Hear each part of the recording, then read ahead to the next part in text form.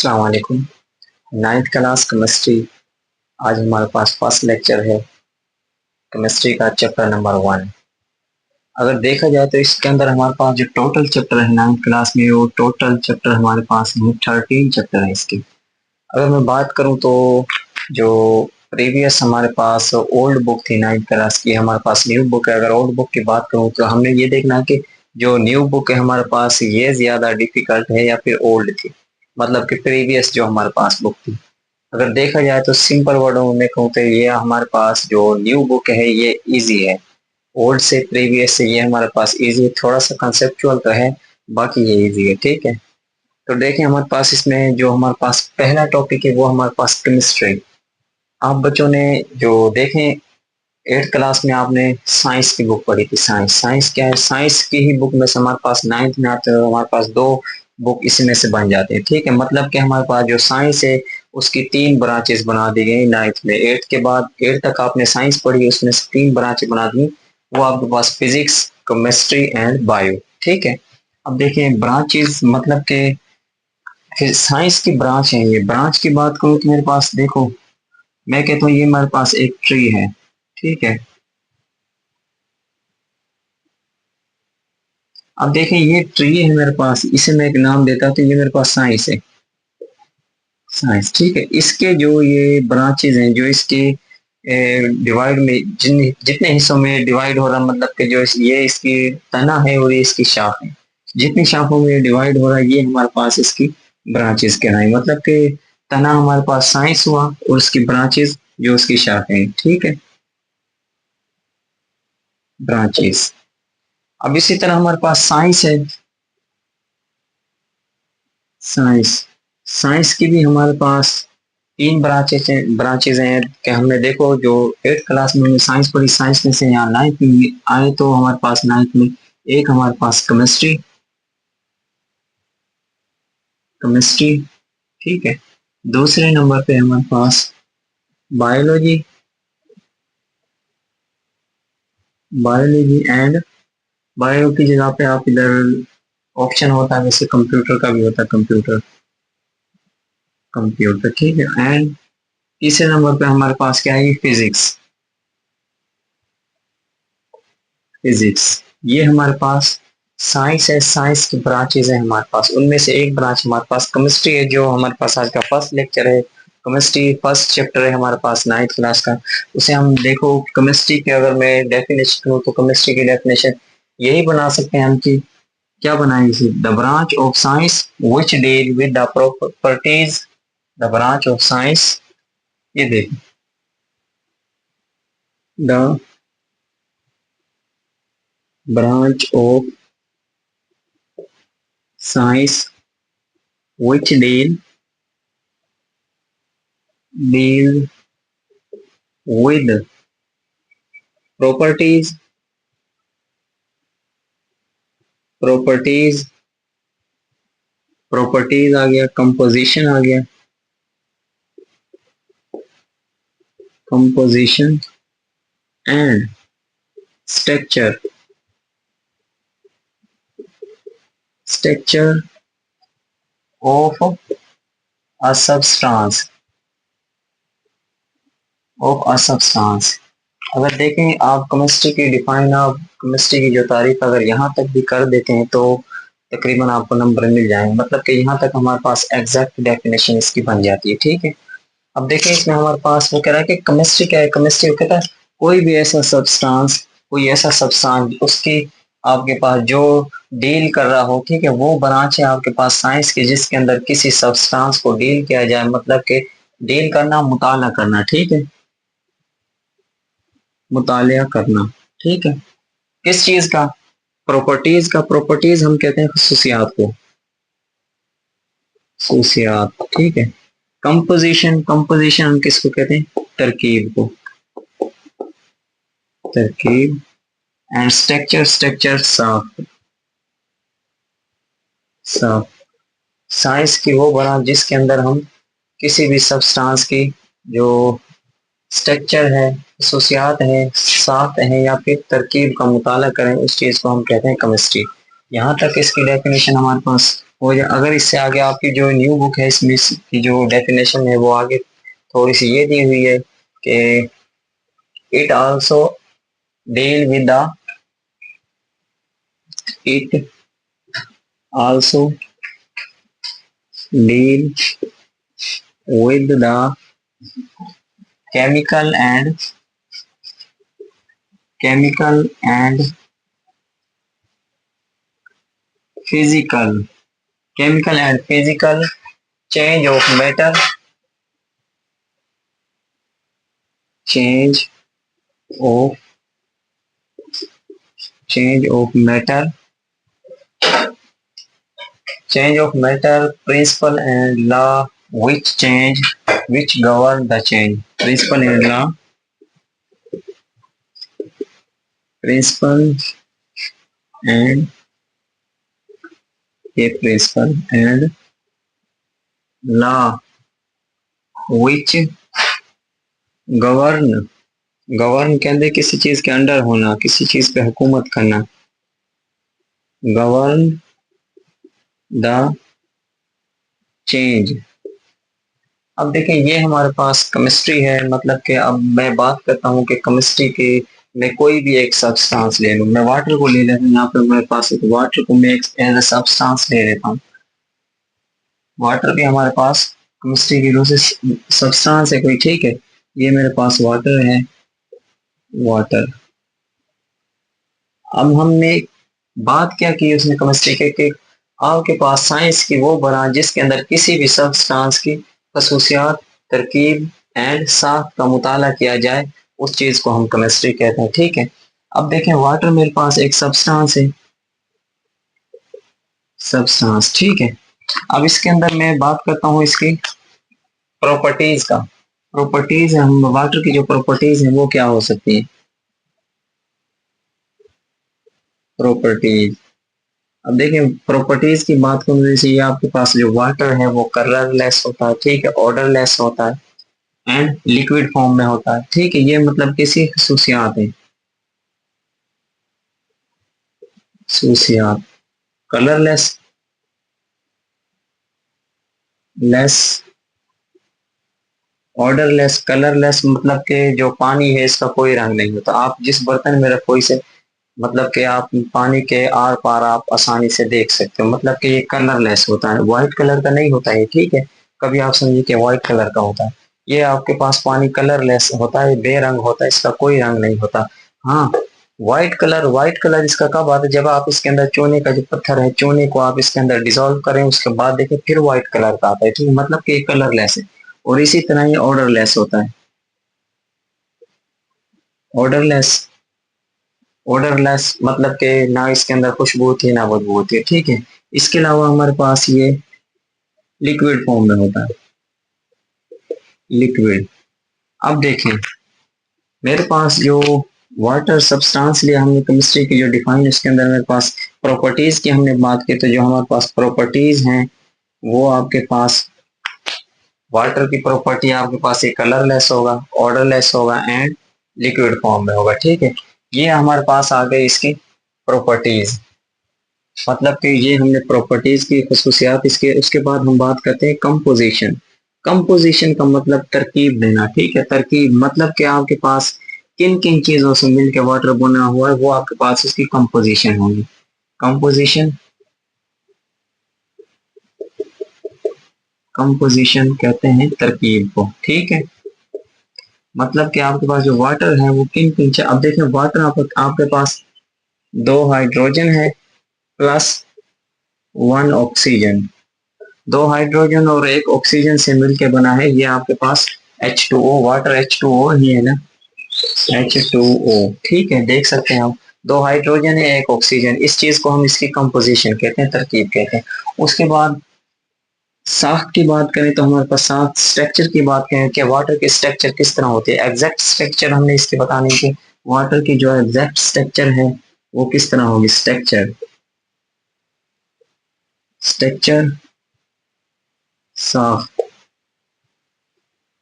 असल में जो वाटर की एग्जैक्ट स्ट्रक्चर है वो हमारे पास इस तरह होती है, ऑक्सीजन दरमियान में, ऑक्सीजन बड़ा, उसके साथ आपको दो हाइड्रोजन लगे होते हैं इसके साथ, सेम इस तरह, ठीक है।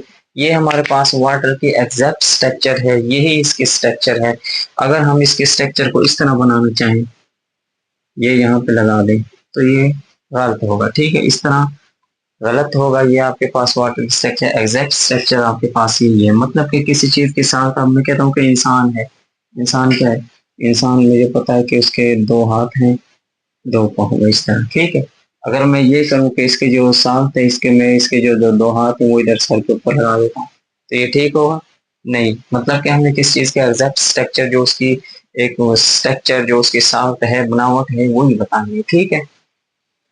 तो ये हमारे पास, अब देखें डिफाइन हमारे पास जो केमिस्ट्री है वो हो गया the branch of chemistry, the branch of science which deal with the properties. Properties की बात कर ली हमने, इसकी प्रॉपर्टीज आ गई। कंपोजिशन, कंपोजिशन क्या आपके पास किन किन चीजों से मिलकर वो चीज बनी है। उसके बाद स्ट्रक्चर, स्ट्रक्चर की हमने बात कर ली है, ठीक है। किसी भी substance of a substance, science की वो बना जिसमें किसी सब्सटेंस की प्रॉपर्टीज, स्ट्रक्चर एंड कंपोजिशन को डील किया जाए, मतलब कि मुताला किया जाए, ठीक है। उसके बाद देखें इसी डेफिनेशन को आगे उन्होंने थोड़ा डिस्कस किया है, वो आपके पास है।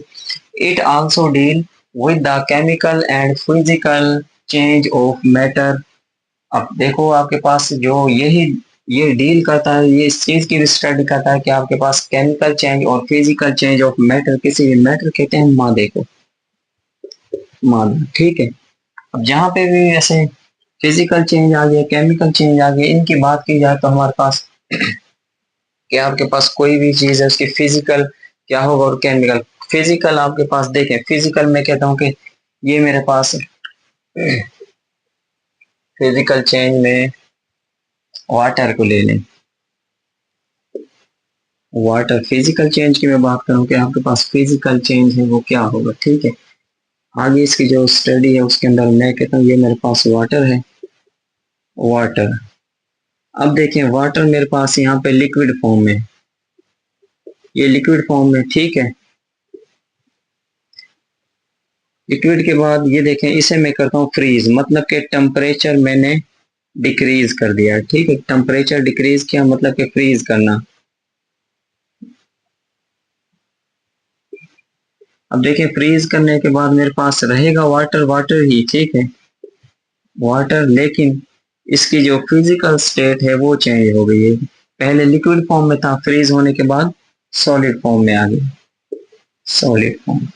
ये हमारे पास फिजिकल चेंज होगा किसी भी सब्सटेंस का। अगर इसी तरह हम इसके केमिकल चेंज की बात करें, केमिकल चेंज जहां पे आपके पास वर्ड आ गया केमिकल, केमिकल का मतलब केमियाई, ठीक है। मतलब कि केमियाई, ये हमारे पास केमिकल केमियाई है,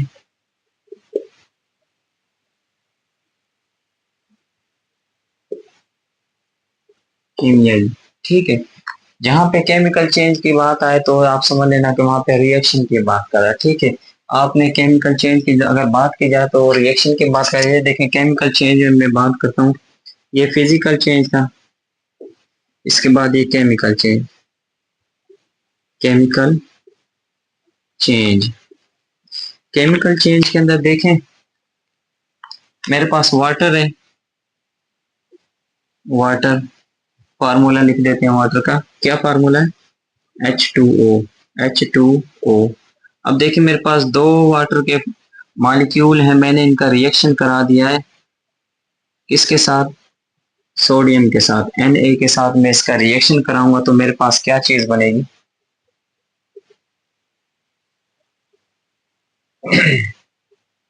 टू NaOH प्लस हाइड्रोजन, ठीक है। अब देखें जो हमारे पास केमिकल चेंज था उसके अंदर हमारे पास जो रिएक्टेंट्स हैं ये हमारे पास रिएक्टेंट्स के नाम पे, देखो रिएक्टेंट्स हमारे पास एक चीज जो हमने रिएक्शन के लिए दो चीजें, दो सब्सटेंस ली, जब हमारे पास रिएक्शन हो, रिएक्शन होने के बाद हमारे पास एक न्यू चीज बन गई जो कि मुख्तलिफ बिल्कुल ही चेंज है उससे, ठीक है। यहाँ हमारे पास सोडियम हाइड्रोक्साइड बन गया है और हाइड्रोजन गैस बन गई है, ठीक है। ये हमारे पास केमिकल चेंज कहलाएगा।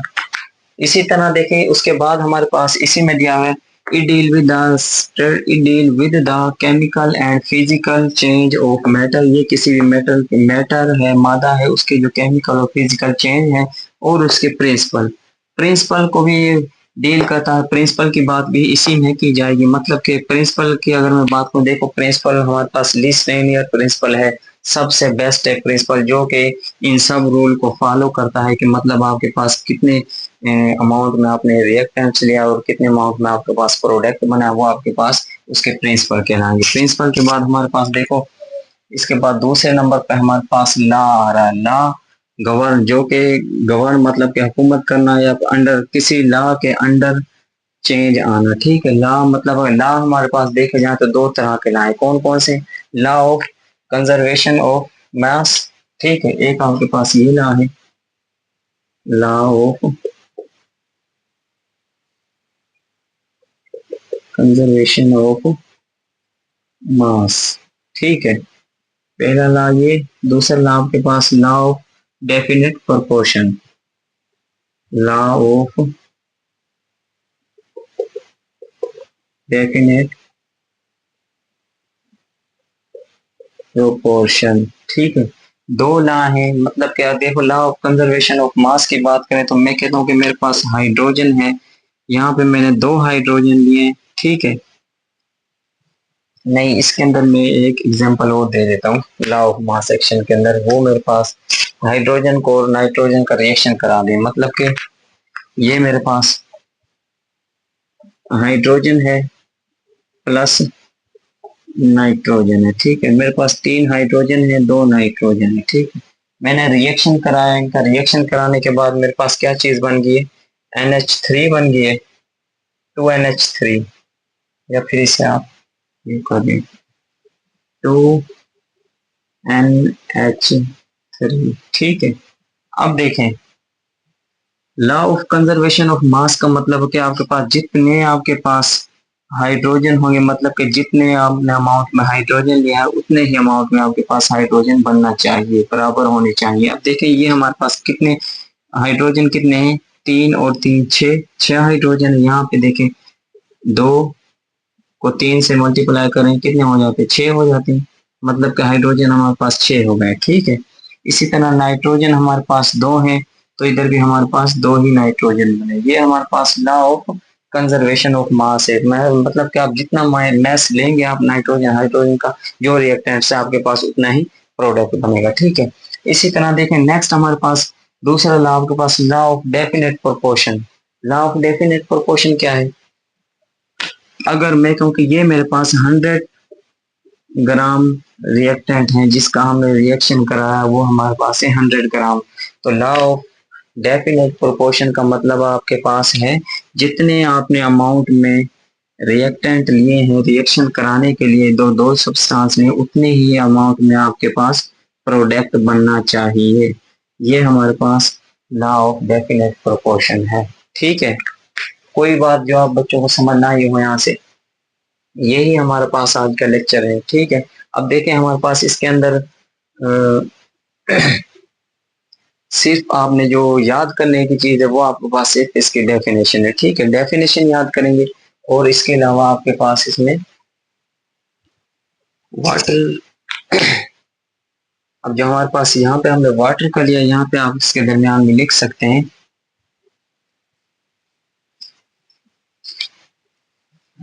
ड्यूरिंग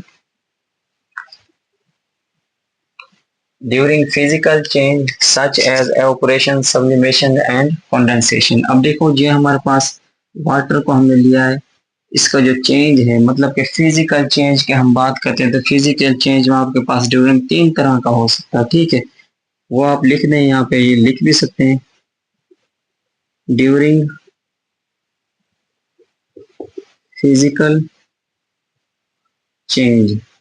वो कौन कौन से? Such as evaporation, evaporation and sublimation, sublimation and condensation। Condensation के अंदर आपके पास हीट इन्वॉल्व भी हो सकती है और एब्सॉर्ब भी हो सकती है। मतलब heat involve plus absorb. Absorb, ठीक है। अब देखिए मतलब कि फिजिकल, जो हम फिजिकल चेंज की बात कर रहे थे इसके अंदर, वो आपके पास इस तरह ड्यूरिंग, वो कब होगा जब आपके पास सच एज चेंज, किस तरह हो सकता है फिजिकल चेंज, आपके एवोपरेशन के फॉर्म में हो सकता है, ठीक है, एवोपरेट होना। उसके बाद सब्लिमेशन, सब्लिमेशन आपके पास डायरेक्ट आपके पास लिक्विड से नहीं, सॉलिड से गैसेस फॉर्म में किसी चीज का चेंज हो जाना सब्लिमेशन कहलाता है, ठीक है। इसी तरह कंडेंसेशन है आपके पास, लिक्विड से सॉलिड फॉर्म में जाना, ठीक है। वो उसके उसमें फिर आपके पास हीट इन्वॉल्व भी हो सकती है, अब्सॉर्ब भी हो सकती है, ठीक है। मतलब आपके लिए जो ये मैंने आपको जो सारा जितना भी है ये सारा कॉन्सेप्चुअल है, ठीक है। सिर्फ आपने कॉन्सेप्ट रखना, याद करने की सिर्फ इसके अंदर आपके पास एक डेफिनेशन है, ठीक है। डेफिनेशन आपके पास आ सकती है पेपर में, सिर्फ डिफाइन पूछेगा वो, डिफाइन केमिस्ट्री, ठीक है। शॉर्ट क्वेश्चन आपके पास एक ही है इसमें, डिफाइन केमिस्ट्री या फिर what is meant by chemistry, ठीक है। या फिर आपके पास यही हो सकता है व्हाट इज केमिस्ट्री। उसके अलावा आपके पास सिर्फ आपने डेफिनेशन लिखनी है, डेफिनेशन के बाद अगर ये लिखना चाहें तो ये लिख सकते हैं, फिजिकल चेंज इन कैसे कैसे मुमकिन है, ठीक है। बाकी हमारे पास इसमें याद करने का यही और कॉन्सेप्ट है, ठीक है। यही आज का हमारा लेक्चर है। अल्लाह हाफिज।